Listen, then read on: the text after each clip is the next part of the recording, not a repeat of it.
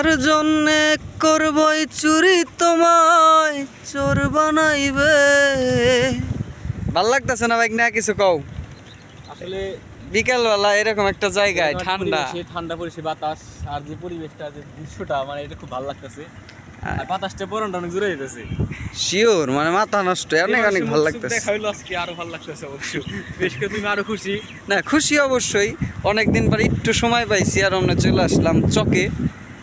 মানে এত ঠান্ডা বাতাস না, ওই চক আর মাঠে কি যারা বোঝার বুঝবে।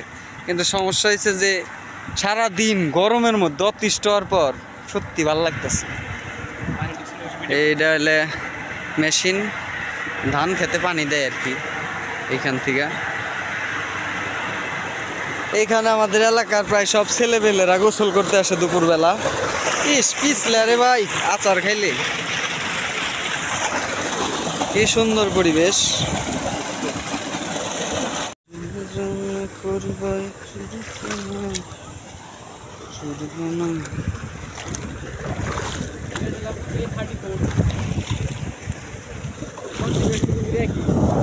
হ্যাঁ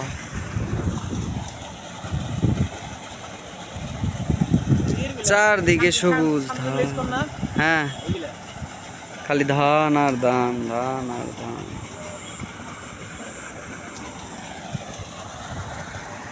এটা ভাষ্যকার দিয়ে শেষ দিয়ে দাও, সন্ধ্যা লাগছে। আসলে ভাষ্যকারদের মধ্যে কিছু নাই, মানে এখানে জাস্ট ওয়াও।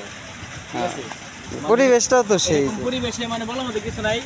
উপভোগ যে মানে না করতে বলে সে বুঝতে পারবে না আসলে পরিবেশটা কিরকম। জায়গাটার লোকেশন দিয়ে দাও যদি কেউ আসে। লোকেশন বলা যাবে না, আসলে আমাদের জায়গাটা দখল করে নেবে, সেজন্য বলবো না জায়গাটা কোথায় আছে। এটা কওয়া যাবে না, কমন, আমাদের কমন জায়গা অবশ্য সবাই অনেক চিনে। না সাইডে দেখাই দিতেছি, যদি কেউ চিনে তাহলে আসতে পারেন, না চিনলে পরে কিছু করার নাই। তাহলে টাটা, গুড বাই। আমাকে পেজের মধ্যে সবাই ফলো দিয়ে পাশে থাকবেন।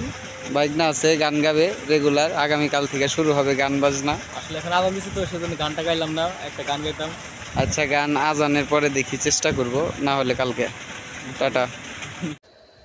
আসসালামু আলাইকুম। কি আর বলবো, একটা সেলফি তুলতে গিয়েছিলাম কিন্তু তুলতে পারি নাই।